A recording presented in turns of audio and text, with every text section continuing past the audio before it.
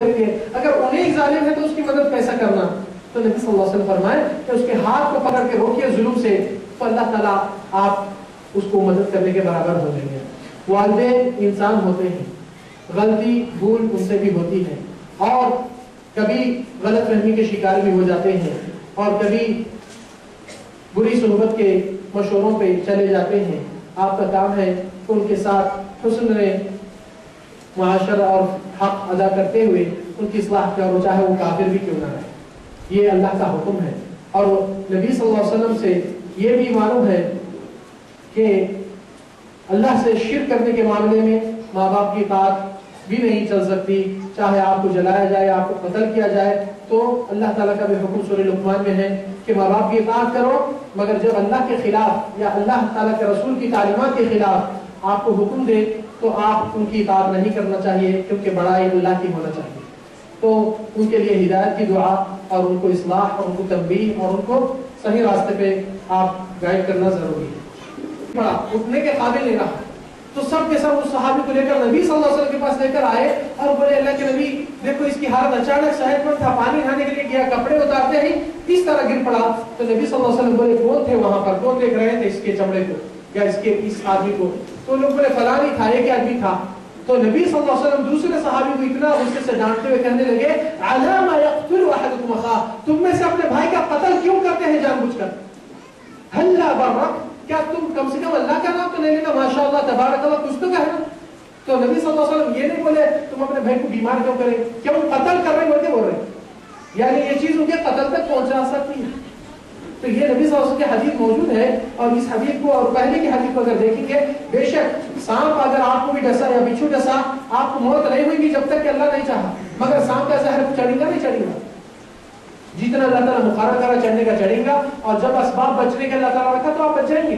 یہ تو اللہ کی تقدیر ہے، بے شک اس میں کوئی اعتراض نہیں ہے، مگر اثر انداز آپ وائر میں اگر کرنٹ جا رہا آپ ہاتھ لگائیں گے تو شاٹ ماریں گے ماریں گا، آپ یہ نہیں کہہ سکتے کہ نہیں ہو سکتا نہیں ماریں گا، جب آپ خود مسلمہ چیز ہے آپ کے سامنے، مگر اس کا انداز لگنے کے بعد اگر حالت میں کیا گردے فیل ہوتے یا موت ہوتی یہ کوئی نہیں جان سکتا، آپ کی نتیجہ کیا ہوگی۔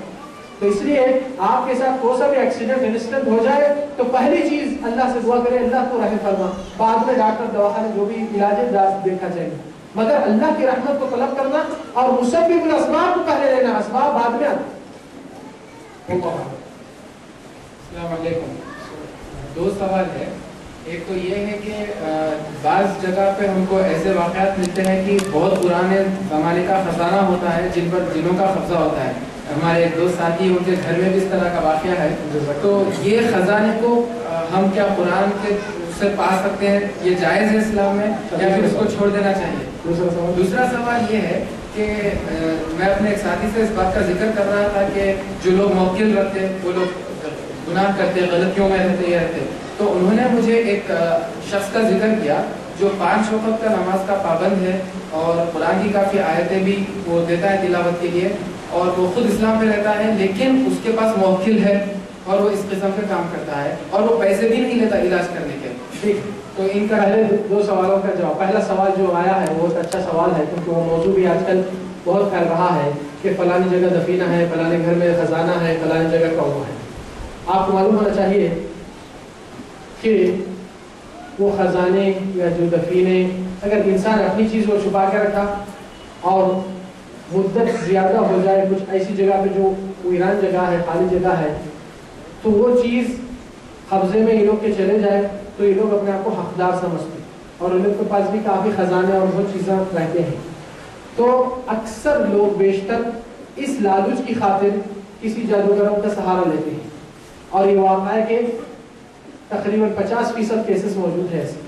تو یہ جادوگراں وہ خزانہ اپنے لیے کیسا حاصل کرنے کے لیے یہ گھر والوں کی ایک ممبر کی جان ان کے لیے قربان کرتے ہیں، اور اسی چیز کے اوپر جانوں کے دشمن یہ شیاطین اور جنات و ذات۔ میں آپ کو ایک بات بولتا ہوں، آپ کے گھر میں آپ کے والدہ بہن کے کچھ سونا ہے، کوئی بھی آ جائے XYZ مہمان بھی کیوں نہ رہے، وہ اگر اٹھانے کے لے کے چلے جائے کہ آپ کے تعلقات اچھے رہتے ہیں، ان سے جھگڑا کر لیں گے، آپ کیس لڑائیں گے اور اپنے آپ کی چیز کو حاصل کریں گے۔ تو پہلا معاملہ جو چیز آپ کی ملکیت کی نہیں اور دوسری ان کی ملکیت میں تو اس کے اوپر آپ کا کیسا حق بنتا لے لینے کا؟ پہلی چیز آپ کو معلوم کیسا ہوا کہ خزینہ ہے؟ کس کے کہنے سے؟ یہاں پر بھی ایک بہت بڑا خطرناک رول ہے. اگر یہ چیز تسلیم کیا کوئی شخص کہ یہ جگہ پہ خزانہ دفینہ ہے، فلاں آدمی سے آ کے خبر ملی کہ یہاں پر ایک وہ ہے، تو انہیں کدھر سے لیا خبر؟ اپنے شیاطین سے لیا ہوں. تو اس کے شیاطین کدھر سے لیے ہوں گے؟ یہاں کے شیاطین سے. تو اللہ کے نبی صلی اللہ علیہ وسلم فرمائیے ابو ہریرہ تو یہ بات تو سچ کہا، آیت کرسی پڑھنے سے شیطان کر دیا جبکہ انہیں ہمیشہ کا جھوٹا ہے. تو نبی صلی اللہ علیہ وسلم جھوٹوں سے معاملہ داری کرتے تھے کیا؟ تو پھر آپ ایسی جرات کر کے پہلے نبی صلی اللہ علیہ وسلم کی بات کو دور کر دیے اور نبی جس کو جھٹلا ہے ہم اس کو سچ مانے، تو نبی کی بات گرانا ہم گرنے کے برابر ہوتا ہے، بلکہ اس سے زیادہ. نمبر 2 کہ نبی صلی اللہ علیہ وسلم کی بات برحق ہوتی ہے اور دوسروں کی باطل ہوتی ہے. یہ چیز کا اگر حق ہمارا ہے، ہماری قسمت کی چیز ہے، اللہ تعالیٰ خود باہر نکال دیتا اس کو. اگر وہ چیز ہماری نہیں ہے تو ہم جا کے ہمارے جانوں کو رسک میں ڈال کے دوسروں کی چیز کے اوپر کھینچ کے لیں گے تو دوسرے نہیں لڑیں گے ہم سے. آپ اپنی چیز کے لیے برداشت نہیں کر سکتے چھوٹی چیز کے لیے، اور وہ لوگ اپنے خزانوں کے، وہ لوگ کی بادشاہت میں بہت سے چیزیں ایسے موجود ہیں، نہیں بول کے نہیں، سمندروں میں بھی اور یہاں کے مقامات میں بھی. تو وہ لوگ اس چیز کو حاصل کرنے کے بعد اپنے جگہوں کو بھی منتقل کرتے ہیں ایک سے ایک جگہ، اور وہ ان کی دنیا میں ان کی چیزیں وہ چاہے کر لے. انسان کبھی بھی اگر ایسی باتوں میں آ جائے تو زندگی بھر وہ دشمنی ان کی ختم نہیں ہوتی آپ کے پیچھے. اور ایسے کیسز میں بہت سے لوگوں کے حادثات ہوئے ہیں جس کی وجہ سے وہ لوگ جادوگروں کے شکار میں ہمیشہ کے لیے ہو چکے ہیں. دوسرا سوال کیا تھا آپ کا؟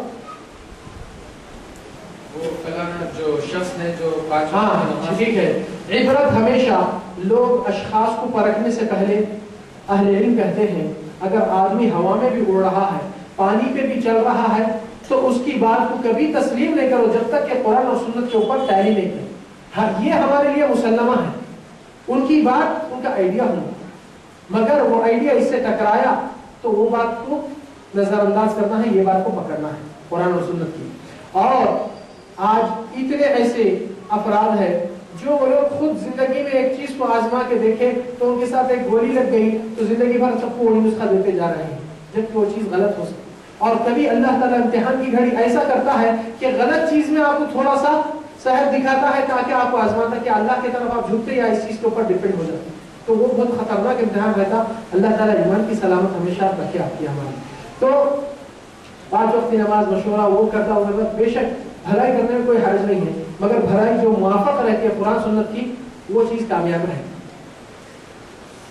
وہ یہ ان کا کہنا کیا ہے کہ وہ کوئی اللہ کے کلام کے ساتھ بے ادبی نہیں بلکہ سورہ جن کو 41 مرتبہ پڑھتے ہیں، اس سے اچھا جن ان کی مدد کرنے آتا ہے. ٹھیک ہے، میں آپ کو ایک بات بولتا ہوں. ابھی ہم لوگ سوال آیا تھا کہ نیک جن کی مدد لے سکتے یا نہیں، تو ہم کیا جواب دیے تھے؟ رسول اللہ صلی اللہ علیہ وسلم تو ایسا عمل کبھی بھی نہیں کرے. تو ہمارے لیے وہ حکم بنتا کہ کبھی بھی ہم کو بھی کرنا چاہیے. نمبر 2 کہ وہ شخص اتنے بار یہ پڑھو بولتا، اتنے بار وہ پڑھو بولتا، قرآن پڑھو بولتا. تو میں آپ کو ایک بات بولتا ہوں، نبی صلی اللہ علیہ وسلم کو کیا یہ نسخے معلوم نہیں تھے؟ معلوم تھے. تو پھر نبی صلی اللہ علیہ وسلم امت کو جو تجاویز دیے مختصر محدود بتائے. قرآن کے ساتھ جو پڑھنے کا ہے یا آداب ہے، شرعی علاج میں یہ ہے کہ انسان قرآن عام طور سے پڑھ سکتا ہے.